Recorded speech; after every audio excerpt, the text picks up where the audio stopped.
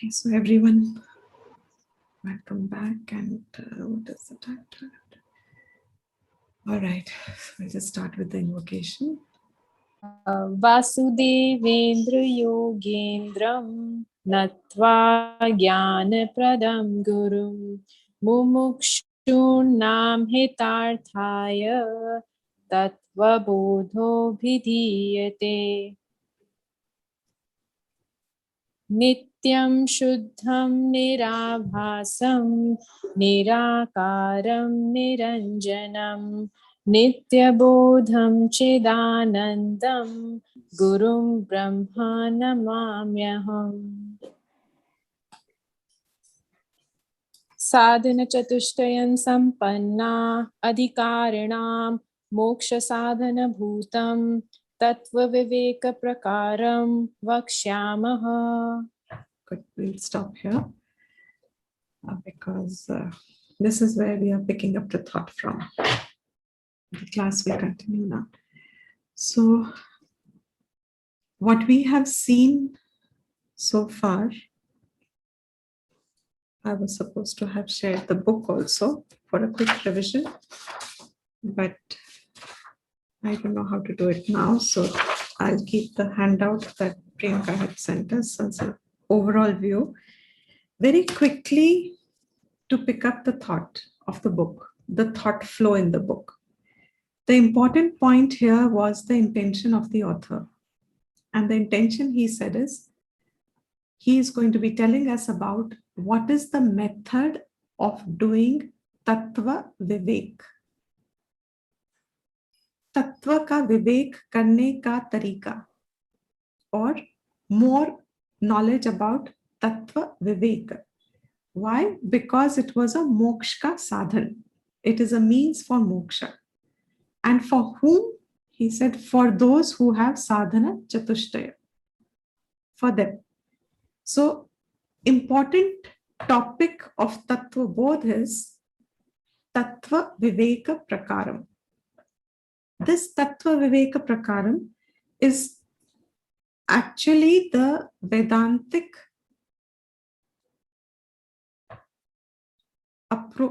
approach to inquiry, condensed.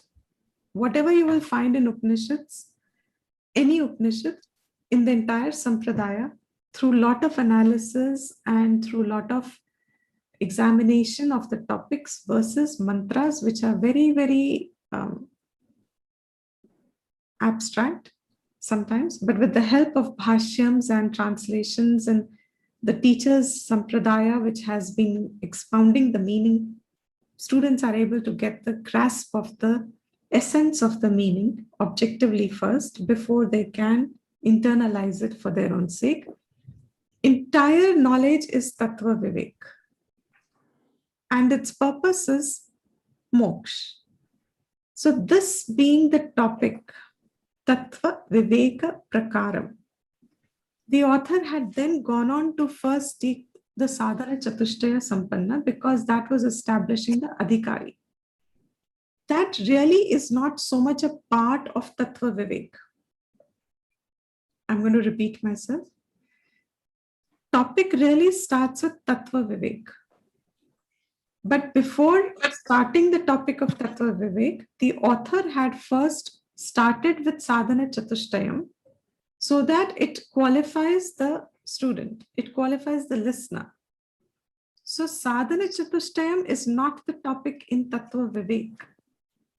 It is only a pre-qualifier. So author was generous enough, kind enough, compassionate enough to give us the details of what involves qualifying oneself. Having qualified oneself, Tattva Vivek starts. This Tattva Viveka Prakaram is the main topic of Vedanta, and also the main topic this book is, this author has summarized everything into. What was Tattva Viveka then, he said? This Tattva Viveka, he said, is Atma Satyam Tatanyar Sarvam Mithya Iti. This is the essence again. Tattva Vivek ko kya kehte hain? Kisko kehte hain? What is called Tattva Vivek? what is it to be engaged in Tattva Vivek? He said, to be engaged in Tattva Vivek means when you are able to get to the conclusion or understand that only Atma is Satyam, everything else is Mithya. And then he had went on to say, what is Atma? And to say what is Atma, shift to the other. Someone's mic is on. Preeti, aapka mic on hai. So what is Atma? He said, Sthula Sukshma Karana Sharirat Vyatirektaha Panchakoshatitaha San Avastatraya Sakshi. Up to this point was how he explained what is not Atma. Then Satchidananda Swarupaha, that is Atma. Now, one part of learning has gone, which means Tattva kya hai? Tattva आत्मा है जो सत्यम है. उसके अलावा everything else other than that is mithya. Now, before one moves into the topic further, if I am understanding the word satyam correctly, then I must know that it will be something which is abadhyam. It is not negatable. When I have come to the knowledge of Atma being Satyam, later on, this author himself is going to conclude it into the Mahavakya. But for now, Atma being Satyam, when this has already been understood, then he said, whoever knows Tattva has moksha. Which means knowing Atma as Satyam should be qualifying for moksha. Because Atma is Satyam and Tattva Vivek is to know Atma as Satyam. This he has already explained in this definition. What is Atma? Then this should be adequate for moksha. But can any one of you think why this will be incomplete? This knowledge is still not complete. Atma being, okay, my whole thing is I am not this, I am not this, I am Atma. This should be enough for moksha. That means once I have done the prakriya of, I am not the Sthula Sharir, I am not the Sukshma Sharir, I am not the Karan Sharir, or I am not the Panchakoshas, I am not the Avastatraya Sakshi. Satchitananda Atma, I am. The one who knows this should have moksha, should be mukt. But why is it that this is not still complete knowledge? Can anyone think? Because we haven't imbibed it yet. Sorry, we haven't? We haven't absorbed it into our being. It's like when you're practicing it. Correct. That goes into the first part, sadhana chatushtayam, which is absolutely correct. To the extent we have it, we will also get this. That is understood. Other than that, presume that you have it. And I am saying that this itself is not complete yet.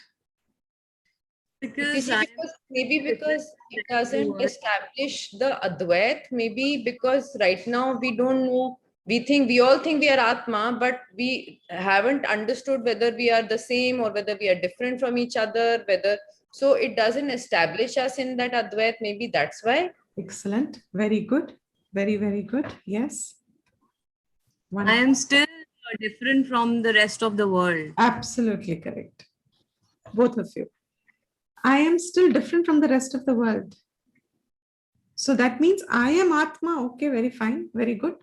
But the world is still not got into oneness with me. That Advaita vision made the world I still don't understand. So one part of the learning was keeping this body as a standpoint, keeping the sharir, sthula sharir as reference point. One thing has been to examine what is this perceiver of the body, I, the individual, what is this really comprised of? So it is almost like saying going within. So the koshas and everything is helping us to examine this individual entity. This individual entity, he has still, somebody asked the word jiva in the previous class, I think somewhere. He has still not brought up the word jiva. Let's flow with the author and how he's explaining, because it's complete in itself. Now, he's only taking this standpoint and has examined what is not Satyam here and what is Satyam here in my perception of who I am entirely. Now he starts the examination exactly in lines of how Vedanta inquiry goes. He is now going to explain away the world. How he explained away this perceiver who's connected with this and thinks he is the individual, forming himself with an idea that I'm born and I'll be dying one day and I change. And he gave the entire information that Vedanta offers with reference to all that you think you are. If it is false in the realm of change, then it is mithya, because it is dependent on the real Adhishtan, the experiencer, which is Atma, Satchit Ananda, which lends everything to all other experiences that you have, which are changing. So this was one part. Now he starts with the second part. This body outward. Body was the reference point. This body inwards, I have now clarity about to quite an extent, some extent. With repetition, it keeps getting clearer and clearer. Nobody gets it in first go and first hearing. Vedanta is not a subject like, in fact, no knowledge is a subject like that. Every knowledge needs its repetition. So too with Vedanta. So with more and more familiarity of the words and ideas, I get more and more grip over the perception. Now starts Atha, he says. So having completed one part, this I should have written here, part 3. Part 3 is now, Atha, now, he says. I will vakshyamaha. I will now talk, tell. I will now elaborate. What? Chatur Vimshati. Chatur Vimshati is 24 in Sanskrit. Numerical, how it's called, like we say 1, 2, 3, 4. So 24 in Sanskrit is called Chatur Vimshati. Chatur Vimshati, Tattva Utpatti. Utpatti means born, emergence, arriving, appearing.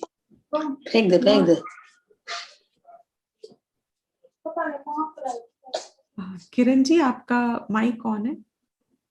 Sorry. Can I mute everyone also? Anji Deepti ji, there's an option. I can't see it. Okay, maybe. I think participants may, Deepti ji, if you see. Okay, right.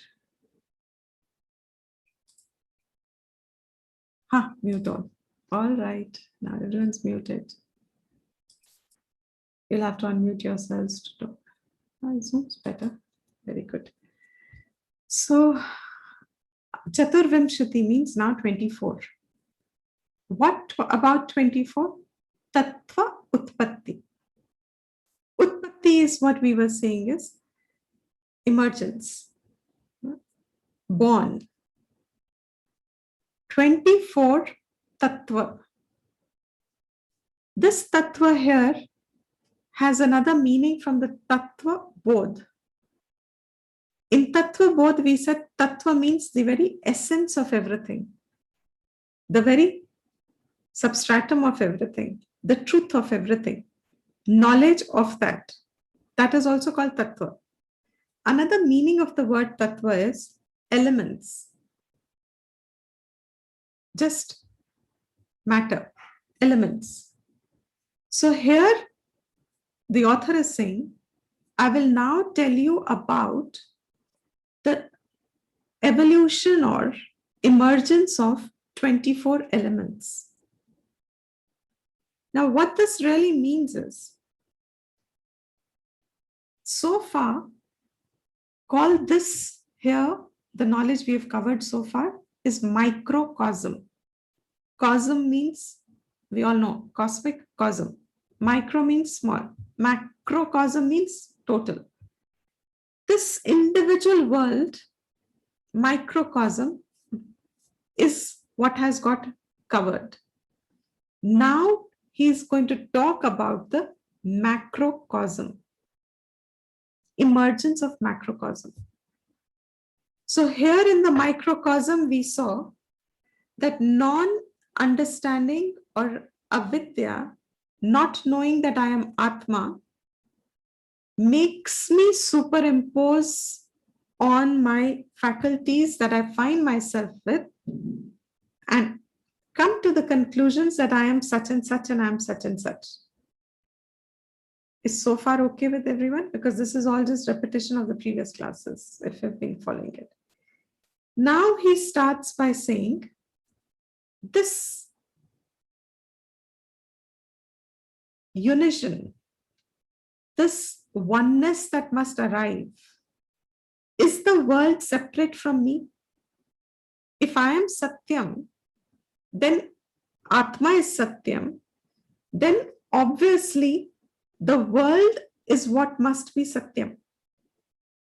I must be connected to the world. I should be able to see the non-separateness of the world in me. This is what will occur naturally. This whole world, cosmos, that you experience as, he says, I will now tell you its evolutions in 24 elements. This number is not to be taken in the literal sense. Different Upanishads, different texts give us different numbers of how the world is divided. It's almost like saying, like I have said before, a human body, when a biologist sees, he sees it differently. When a physicist sees, he sees it differently, etc. In the same way, 24, 25, 5, 17, these are numbers which you will find differently in different texts. But the number is not so important as is the importance of saying that the whole creation, knowledge, he's going to divide the creation into certain method of evolution. And that evolution he's going to talk about. Before that, when we talk about how is the world created, we all know latest part of science, if I'm not mistaken, is when scientists are trying to say, where has the world come from? We say Big Bang. It came suddenly. It's emerged. We are still figuring out the answer through science. The first class, I remember, introductory class we did, we talked about the darshans, the Indian darshans, Hindu darshan, Vedic darshans. In the Vedic darshan, each darshan has a different view of origin of creation. How did the creation emerge? For example, Nyaya and Vaisheshika, for them, the world is made up of Anu. Anu means atoms. Closest meaning is atoms. Anu means what you can divide and divide and divide and divide and divide into sub particles where you cannot distinguish any further. When they combine together, when Anu combines together, the world is formed. Creation emerges. Who says the origin of creation like that?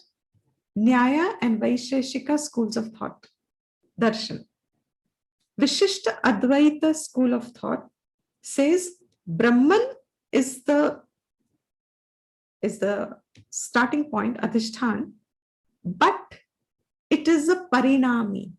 Brahman itself undergoes the change to become the world. So, in their concept of the origin of the world, Brahman undergoes the change, and therefore, world that you see here is Brahman having undergone change. So they say God is the creator. Then there is Purva Mimamsa. Remember all these schools of thought. I will now not revise. I'll presume you know them.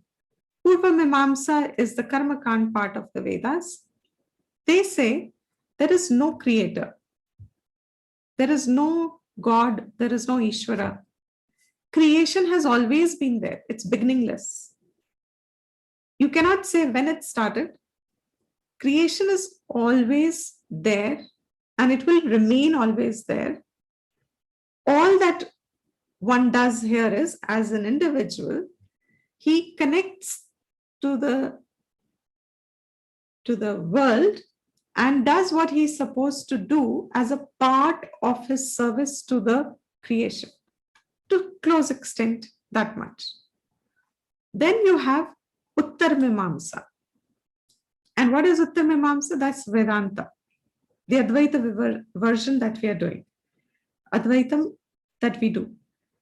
Brahman is definitely the cause. But in formation of creation, Brahman doesn't undergo any change. What is the Vishishta Advaita doing? It says Brahman is the cause, but Brahman undergoes change. What does Uttar Mimamsa say, which is Vedanta? Brahman is the cause of creation, but it does not undergo a change. It's Vivarta Karanam. Cause means Karanam. So what is the Karanam, cause of creation? Creation is said to be an effect by everyone. Everyone accepts because I experience it. So I want to know, where has the world come from? I am Atma is so much resolved. But what is Atma's relation with the world? I do not know how the world has come. So how is the world come about?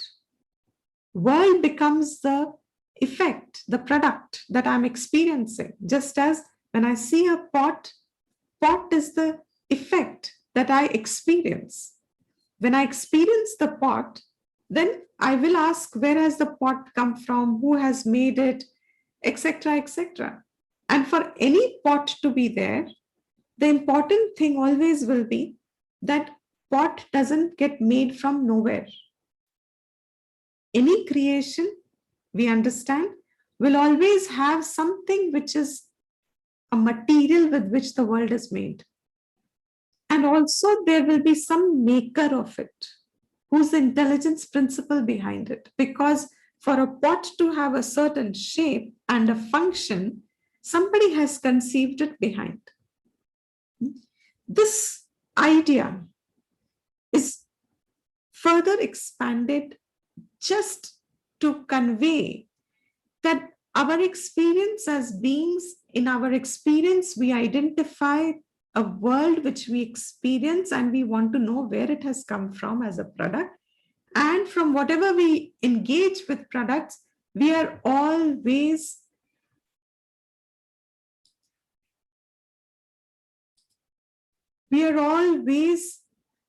attempting to know where has it come from.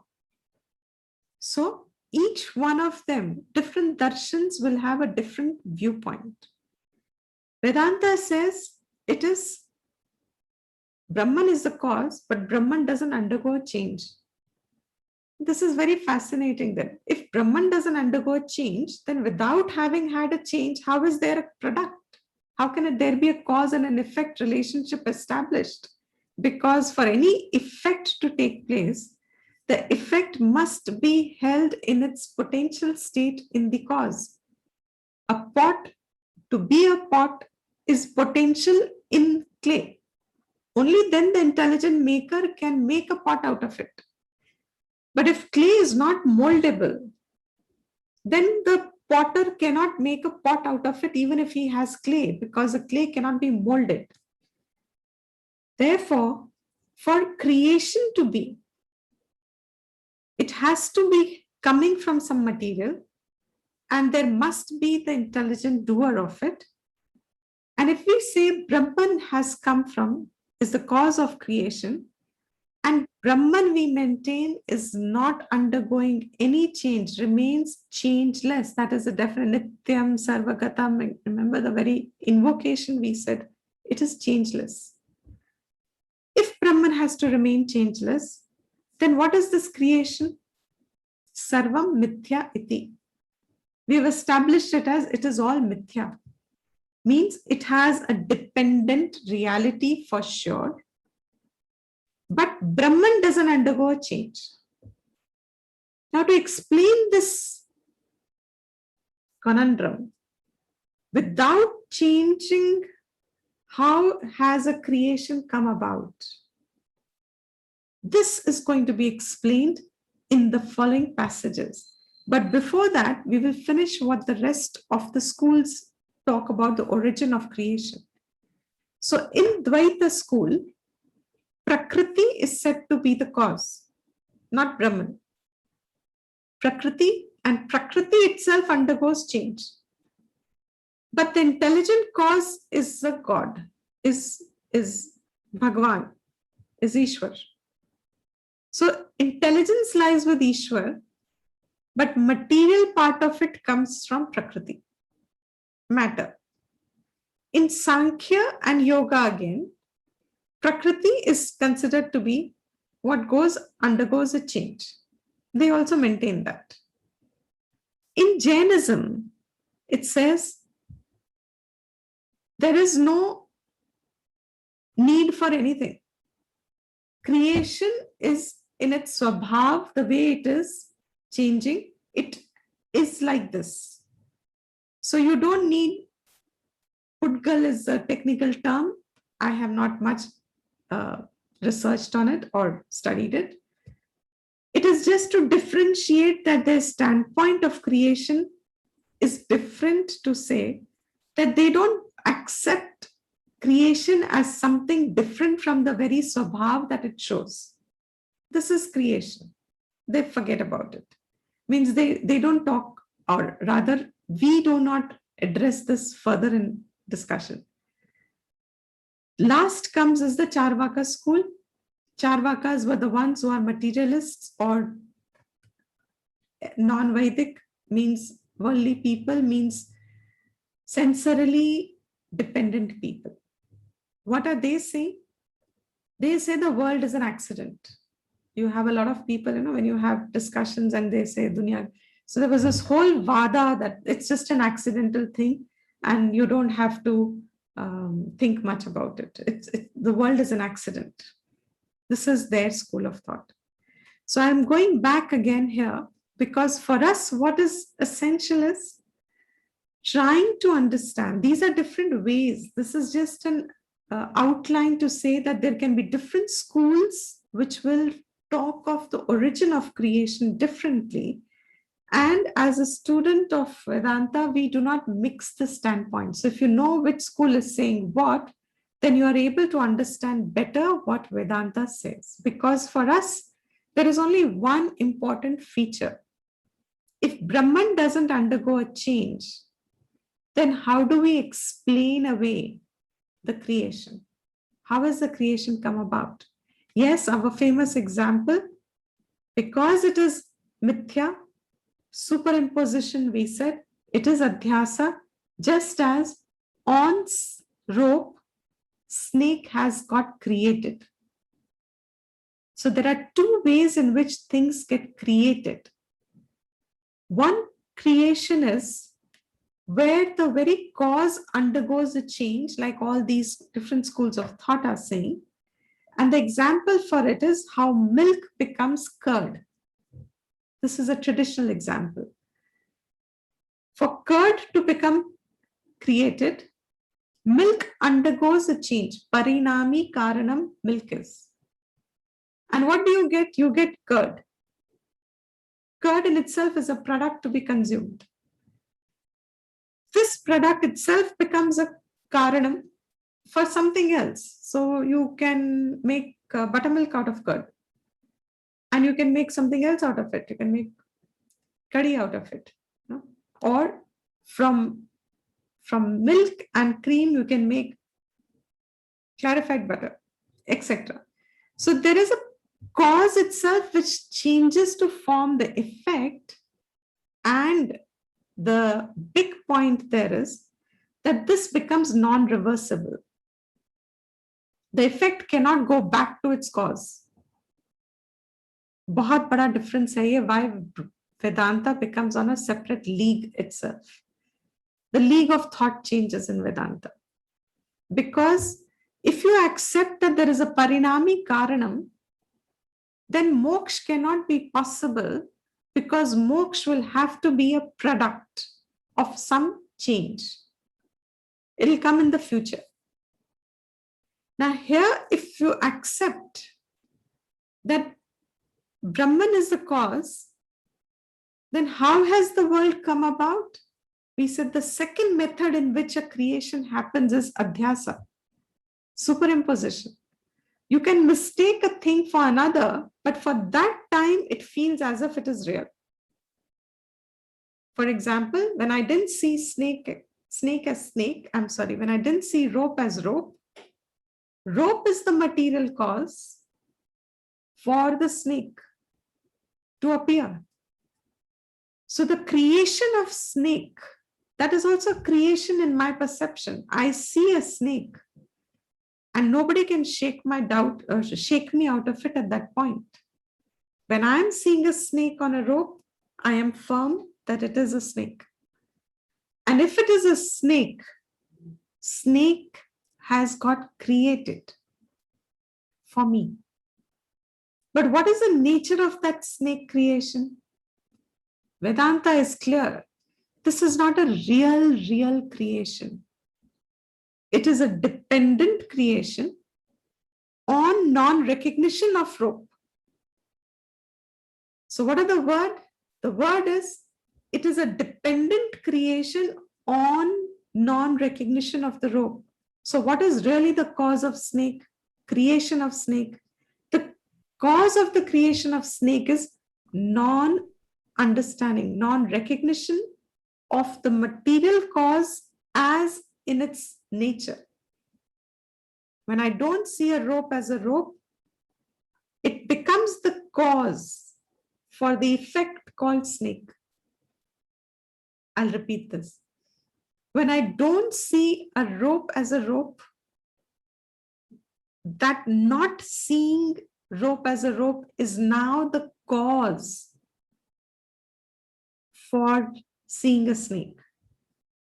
So in this manner, is rope directly undergoing any change for a snake to appear? No. In this, is rope in any way contributory to see a snake, except for the fact that I do not see rope as a rope? That means for me to get rid of snake, perception, the thought that snake has come in this room, for me to get rid of it, I must have knowledge of rope. So rope, when I have knowledge of, my avidya of rope is gone. And when avidya of rope is gone, snake is not there. Snake was never there. That means my entire vision of the world being real, having a reality to it, is all only dependent on the cause of that vision. Is when I see the world in Dvait and outside, the cause of that vision is that I do not see the real material with which the world is made up of. And that material is Brahman, Vedanta says. So Brahman remaining changeless, it appears as this world. But when it says it appears as this world, it doesn't mean that it comes only as a block. You know, this parallel portion that we are doing in Mundaka Upanishad is exactly this portion, but much more subtler. Much better to go through this first to be able to clinch that later. Over there, they say, how does the snake appear? As a whole vision.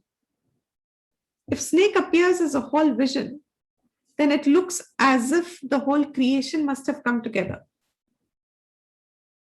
That is what here author is saying. It's not like that.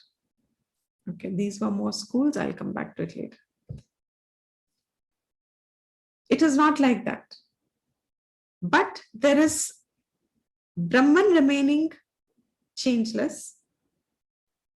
for creation to happen, there is something that must undergo modification, keeping in mind that there is no second reality. Brahma Satyam. There is only one reality. But it remains changeless. It becomes the cause for me seeing the world. As long as I have avidya, I see the world. So long as I see the world, I do not know what the cause of it is. That will undergo a change.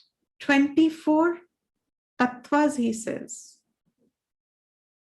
There is something there in Brahman, with Brahman, part of that Brahman, which is called as Maya. Something in Brahman, as a part of Brahman, non-separate from Brahman, is Maya.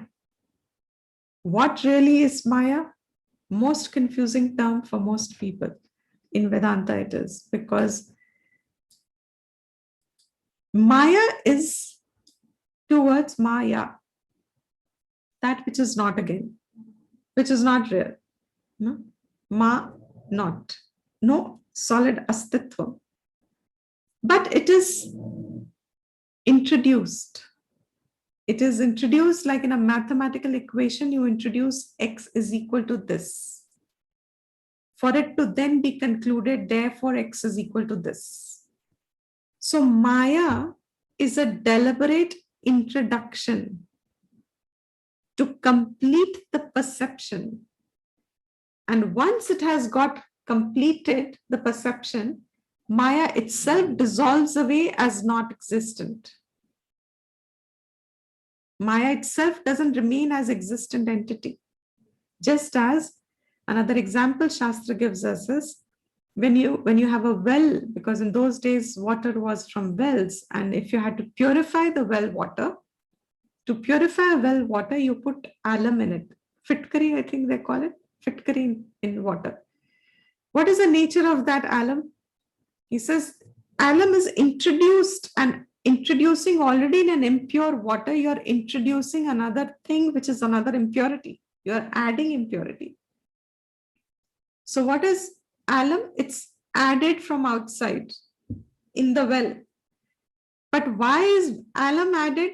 Because the nature of alum is such that it will start sucking all the attaching, clinging, all impurities of the water starts clinging around it. And as it clings, it becomes heavier and heavier. And as it becomes heavier, it starts sinking down. As it sinks down, it cleans that layer of water, then sinks down, cleans, and then finally it settles down, cleaning the whole realm of the entire water. Having cleaned the water, it itself removes away as impurity. So what is Maya? He says to explain away creation, which to a Vedantic drishti, Vedantic school is not a real creation, it is mithya. But to a student like us who is contacting the world, to us there is a sense of reality.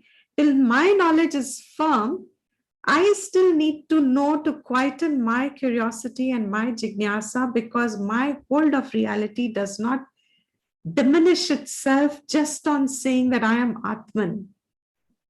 For it explains away the evolution of creation by introducing a factor which itself is everything is Brahman, nothing is apart from Brahman.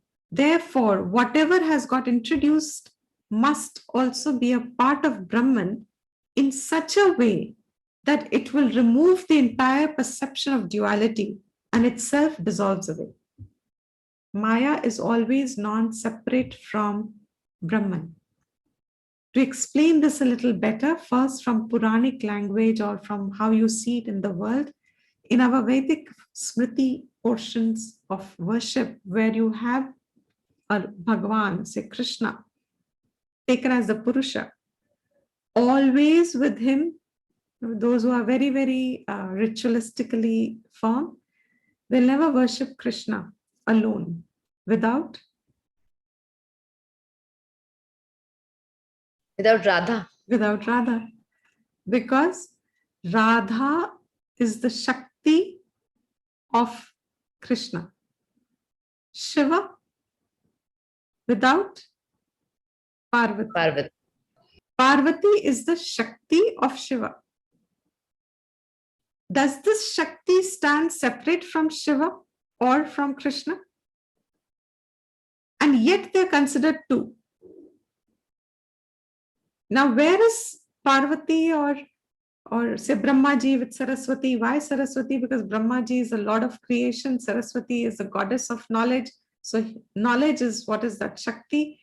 Now, Maya is equatable, symbolically what gets presented as Purusha and Prakriti. Sankhya school would say that. But it has come down in Smriti, in our Vyavhar, as Lord and its consort. What we symbolize as Bhagwan in a symbolic way, Sagunam way, and his consort, his wife, so-called, or his Shakti. Wife is not a right word, his Shakti. That Shakti is equated to, is the symbolic of Maya, which means Brahman remaining non-separate and changeless. What undergoes the entire realm of change is Maya, and Maya is Shakti of different kinds.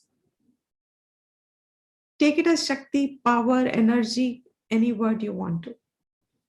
But the fundamental you have to understand is two things. Well, you should never forget these two things. First is in the word itself, Maya, that which is not. Ya means that. Ma means hai nahi, which is not there as a separate entity. But it is there, everything's included in Brahman. So it is there, you know. My better example, I like that example. Every time you put your idli batter for fermenting, or your dhokla batter for fermenting, or any fermented food, your bread for fermenting, you know, I find it very, very, very, very fascinating to see it rise. Because that rising is creation. Now, how has it come? Say in bread, you added the yeast for it to rise. Though you have added the yeast, but it remains non-separate from bread. Limited example, not a complete example. Correct example is what actually Mundaka Upanishad gives. Is it gives the example of spider and web. How from a spider, the spider creates the web. It itself has the material with which it creates. So what is Maya? Maya is that material in Bhagwan, in Brahman, with which it creates, remaining itself changeless. So what is the source of creation?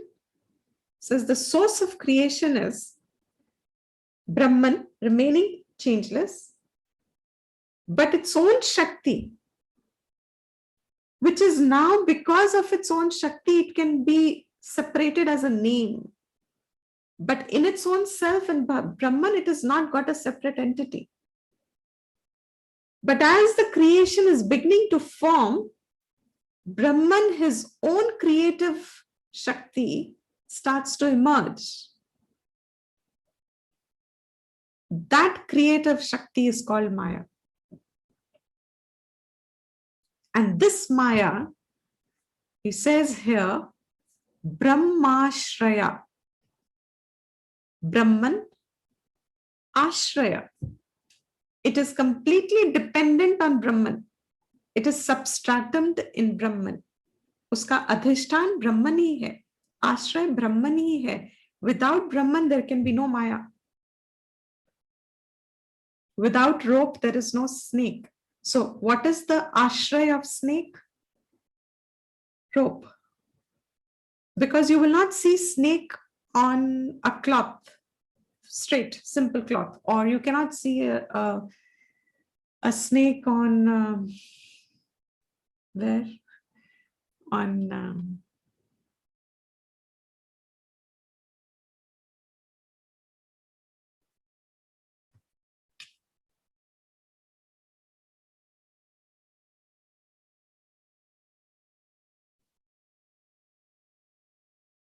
I don't know. You cannot see snake on a printer unless and until there is something that is similar looking to snake. Its shape, its contour, its color.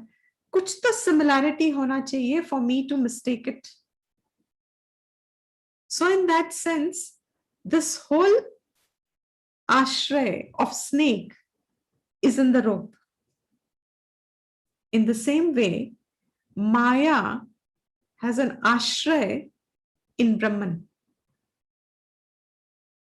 And what is the characteristic of Maya? Now, because the evolution has to take place, the change has to take place, this Shakti called Maya has actually got 3 gunas. Trigunatmika. He says Gunatmika Maya. Maya is not, now Maya has gunas. And what are the gunas? Sattva, Rajas, Tamas. So it is Trigunatmika Maya, Brahma Ashraya. Sattva, Rajas, and Tamas are the 3 gunas with which Maya is made of. What is curd made of? Milk. And curd. Before the curd has got settled, milk, you added curd, and then you got curd. Gunatmika. Left alone to milk, curd would set probably, but differently. Spoiled curd, not consumable maybe. Sattva, Rajas, Tamo, Gunatmika, Maya, Asti. So I'm going through the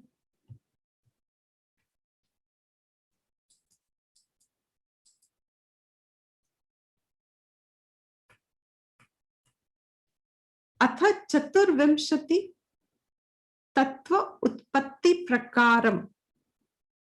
Now I will talk about the way in which the 24 elements, factors have emerged.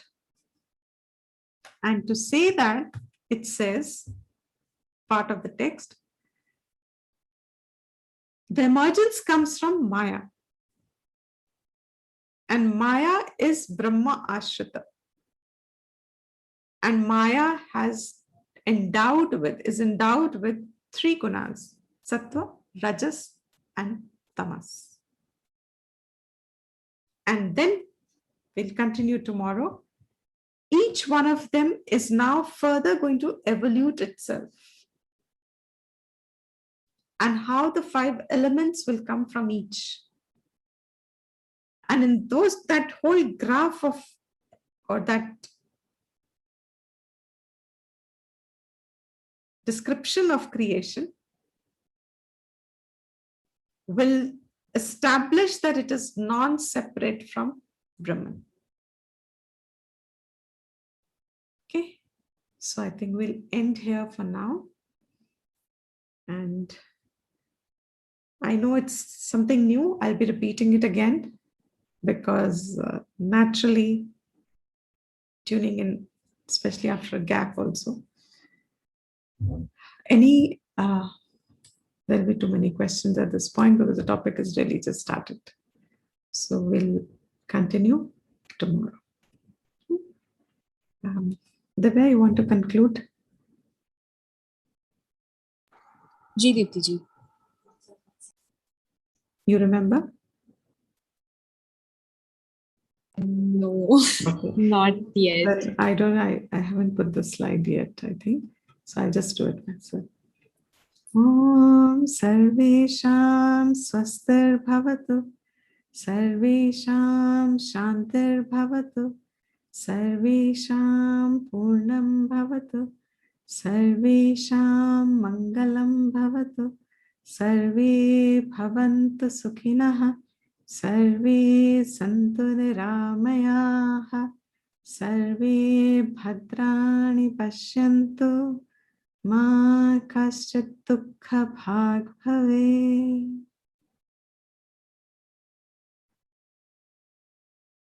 We'll continue next time.